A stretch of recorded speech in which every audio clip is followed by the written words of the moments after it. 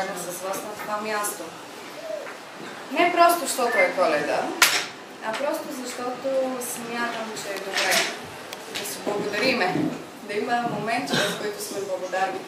И аз искам да ви благодаря за грижата ви към вашите деца, да ви благодаря за това, че вие носите български добродетели в себе си и че не се щадите в това да учите децата си в традициите на нашия народ.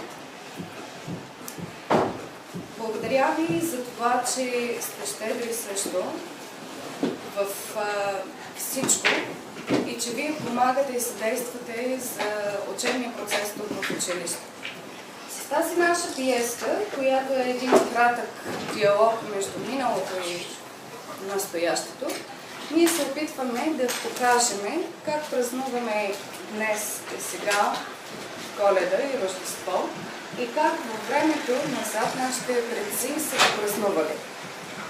Така че, добре дошли и бъдете участници заедно с нас, когато намерите за добре в нашата пиеска. Деца, хайде да се подготвим за идването на Коледа. Какво се случва на Коледа? Кой ще каже? Какво се случва? Хайде, кажи. И какво носи дядо Коледа като идва? Може да караме ски. Може да караме ски, разбира се, но дядо Коледа с ски ли идва? Някой път може би, ако има сняг. И кой ще получи подаръци? Най-послушните деца. А кой от вас е бил такъв послушен? Да си вдигне ръката. И ще получи подарък. Всички! Всички, разбира се. Но трябва за това красиво каза, за да направим нашата къща красива и той да я забележи през прозореца. И също така, какво ще трябва да му напишем? Защото той не знае всеки от нас какво иска. Трябва да напишем нашето желание. Добре. Хайде, сега ще ви дам по-ново листче и на него ще с най-красивите ръкописни букви ще напишем на дядо Коледа писъмце с нашето желание ще красим нашата кичка. Ето, заповядайте към почтите.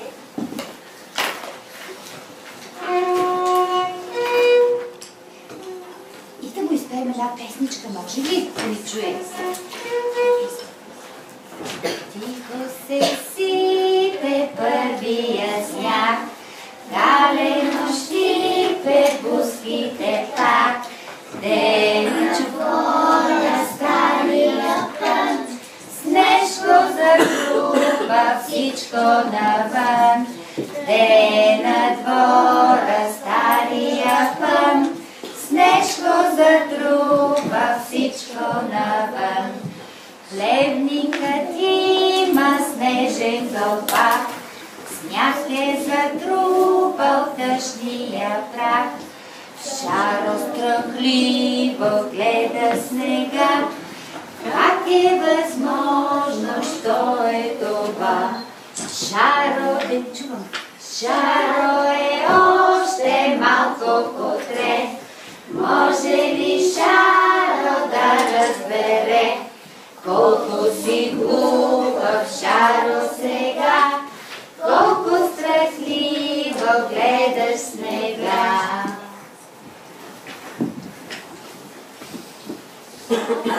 О, къде сте, бре? Елате, учат. Хайде сега, помогете ме да съберем сега покълките и ще ви покажа как се прави сорлачка. Ето къде тържеството е за това, нали трябва да започнем да правим от сега.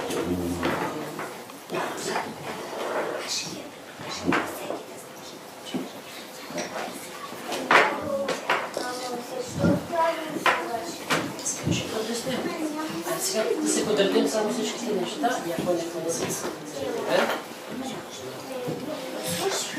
Значи, вие сте като вестителите, като коледарите, момчета като вас сте.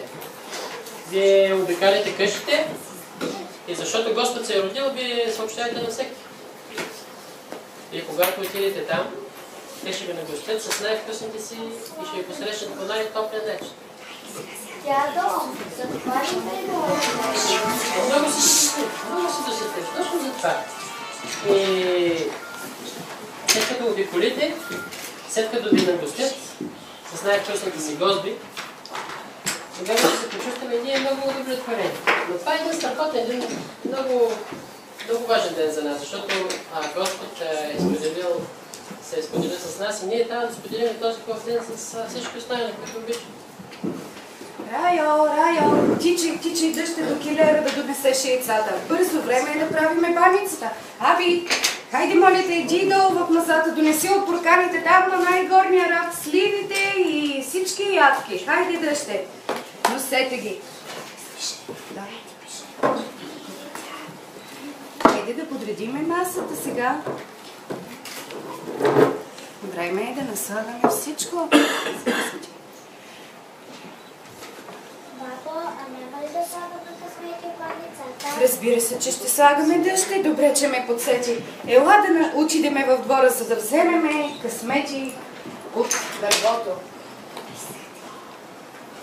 Сега.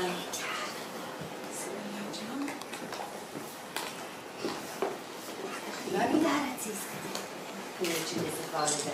Габи, ти какъв подарък искаш да получиш? Какво напиши? Йорджи, какъв подарък искаш да вземеш? Ти, Божидаре, какво? Ти игра ще получиш. А Роза ли ти какво ще получиш от Габи? И ти кукла. Ще имате ли гости тая Коледа? Да. Ще ги дадете на ще имате гости от България. Ти, Нинчето, какво ще напишеш на дядо Коледа? Подарък искаш. И ти, играчка, зайче. Да ти какъв подарък искаш на дядо? Ще си помислиш, че какво написа на дядо Коледа? Написа ли ми дядо Коледа? Какво ще му поискаш? Всички. А кой е слушал най-много? Най-много подаръци. Всички, разбира се. Всички се получат най-многото подаръци. Тази пъпка дъще ще наречеме пъпка с плодородие на земята ни, за да може да имаме много плодове през цялата година. А тази пъпка ще я наречеме за плодородие на дебитата. Нека да са пълни кошарите ни с много родени животинчета. Овце, кози, крави, нека имаме много. Бабо, а няма ли да слагаме пъпка за сватба? Разбира се, че ще сложиме чеде, ще сложиме. Тази хубавата ще я наречеме за сватба. Нека да има сватби в дома ни. Коладе, ладе, ой, коледо, мой коледо, любимо се Божичето, любимо се Божиче. Коладе, гране скача околица, в пенето и чубица,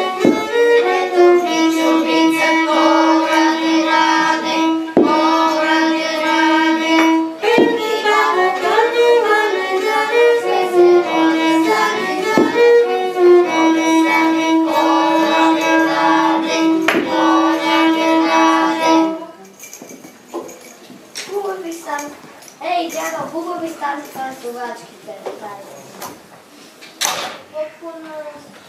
Кукълките и другите слушки и плодове. И от цялата дърво се направихме тук, че раби и се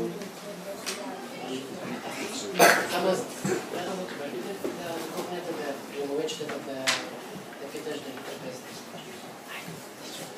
Како, готова ли трапезата вече? Ние приготвяхме събачката. Още не, аз ще ви извикам. Момичета, хайде елате да видим готова ли е баницата.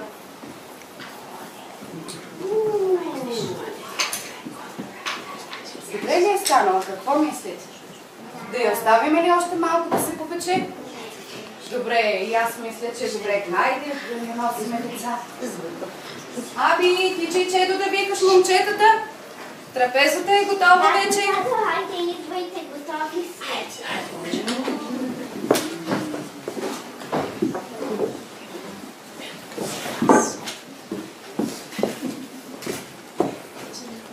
Първо, хайде първо да се помолим и да благодарим. Отче наш, Отче наш, ти, който си на небесата, да се свети Твоето име, да дойде Твоето царство, да бъде Твоята воля, както и на небето, така и на земята. Дай ни ежедневния хляб и прости ни дълговете, както и ние прощаваме на нашите длъжници.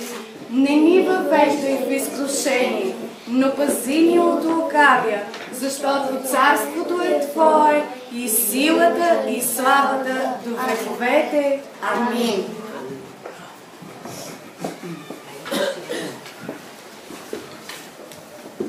свързва. Хайде, много време.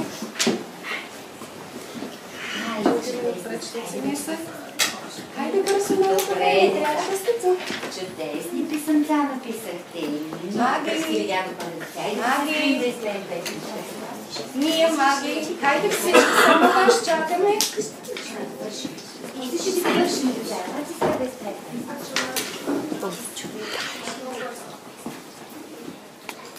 Хайде сега. Сурва, весела. Хайде сега да кажем как ще сурвакаме на Нова година всички и за Коледа.